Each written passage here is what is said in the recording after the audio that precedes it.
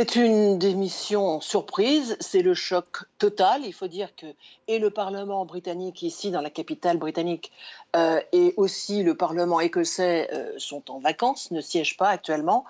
C'est le demi-trimestre.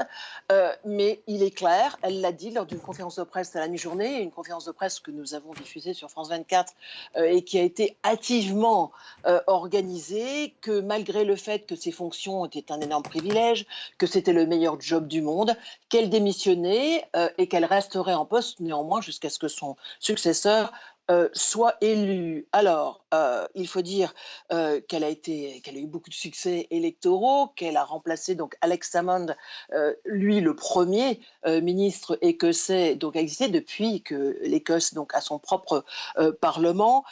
Il est vrai qu'elle a eu pas mal de polémiques, notamment dernièrement, mais elle a dit que ce n'était pas du tout motivé par cela, que c'était quelque chose auquel elle réfléchissait depuis notamment janvier. Alors pourquoi est-ce que c'est un choc? C'est parce qu'il n'y a pas eu de fuite avant, qu'il semble que hier, lors d'un enterrement d'un ami proche, elle a basculé de 99% de donner sa démission à 100%. Et donc voici donc cette annonce aujourd'hui.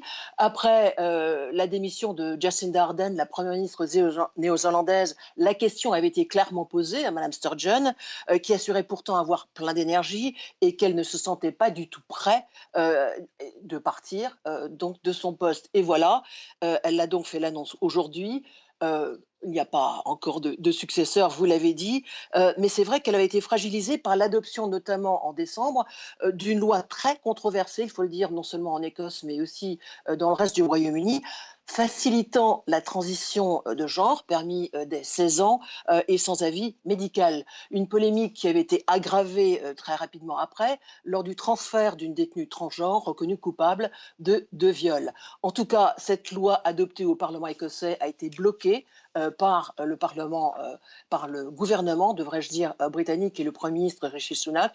Mais l'heure n'est pas aux récriminations ou aux problèmes. Il y a beaucoup d'éloges à travers toute la classe politique et aussi, bien évidemment, de son propre parti, le Parti national écossais.